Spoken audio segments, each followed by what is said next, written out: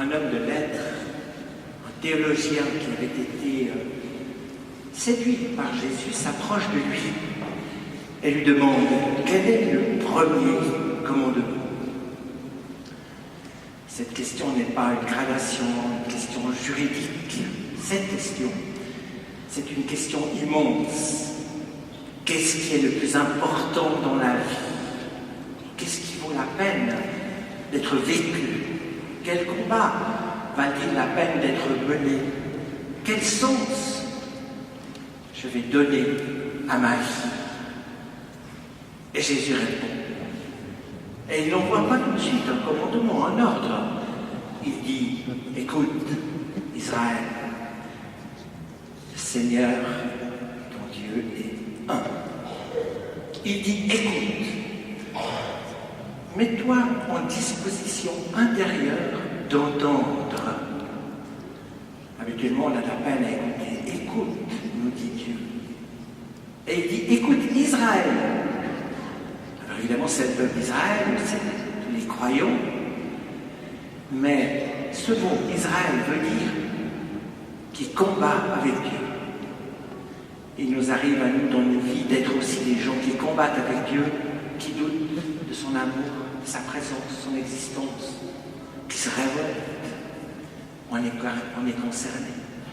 Écoute, Israël, le Seigneur notre Dieu est un. Shema Israël, Adonai Elohim. Mais c'est ça, c'est la confession de foi du peuple juif. Ce Shema Israël, c'est aussi la confession de foi des gens qui sont monothéistes, qui croient en un Dieu. Et dans notre société, c'est un peu mal vu parce qu'on associe le monothéisme au totalitarisme, à la violence. Et ça peut arriver. Mais est-ce bien le cas quand on dit le Seigneur est un? Ce Seigneur que nous confessons, nous chrétiens, comme Père, Fils et Saint-Esprit. On dit ce mot au début des cultes, au début des messes. On dit ce mot au début des vies, quand on fait le baptême. Aussi ce mot-là, ces mots-là à la fin. Père, Fils et Saint-Esprit. Voilà le Dieu qui est un pour nous. Une communion d'amour. Le Père aime le Fils, dont l'Esprit Saint. Une boule d'amour qui ne demande qu'à rayonner. Voilà ce Dieu un auquel nous croyons. Et après, Jésus peut dire, tu aimeras le Seigneur ton Dieu de tout ton cœur, de toute ta pensée, de toute ta force, de toute ton âme. Le cœur, pour les Hébreux, c'est le lieu de la volonté, de l'intériorité, c'est là où se décident les choses. L'âme, pour les Hébreux, c'est le souffle de vie qui nous anime. La pensée, on comprend la raison.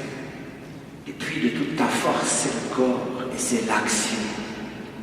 Il ne peut pas y avoir d'amour vrai s'il ne s'incarne. Et puis, il continue du même coup, c'est le même commandement. Et tu aimeras ton prochain comme toi-même. Tu feras à ton prochain ce que tu voudrais bien qu'il fasse pour toi.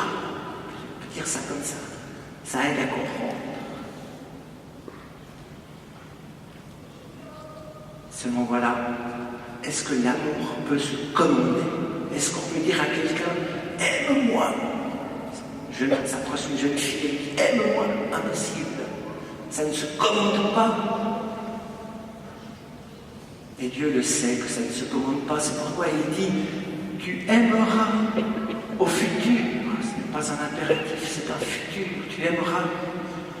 Si tu es en moi, si tu écoutes, tu te mets en disposition et que tu me reçois comme du Dieu Père, Fils et Esprit, alors tu aimeras.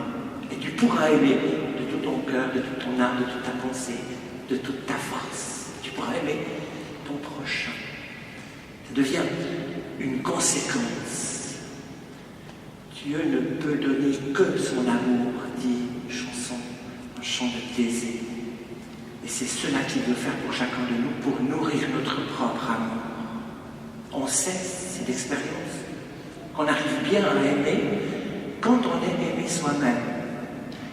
Nous sommes grandement aimés par cette boule d'amour qu'est Dieu qui veut nourrir notre amour à nous. Et notre amour, il s'étend vers le prochain, dit le texte. Et c'est vrai, c'est important.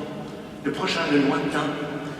Mais de nos jours, on doit savoir que ce prochain, ce n'est pas seulement les humains, c'est aussi les animaux, c'est aussi les plantes, et c'est aussi les minéraux. Dans notre monde qui est en train de se saborder, parce qu'il n'aime pas son prochain sous ses formes des trois règnes, animal, végétal et minéral. Ce monde qui utilise le minéral sans le respecter, le pétrole, c'est du minéral, et ça détruit tout le reste. Nous sommes chacun et chacune invités par le Christ aujourd'hui à se laisser aimer par cette boule d'amour des dieux et à aimer à notre tour et étendre notre amour à toute la création. Si nous faisons cela, Jésus pourra nous dire à chacun et à chacune, en vérité, tu es proche du royaume de Dieu.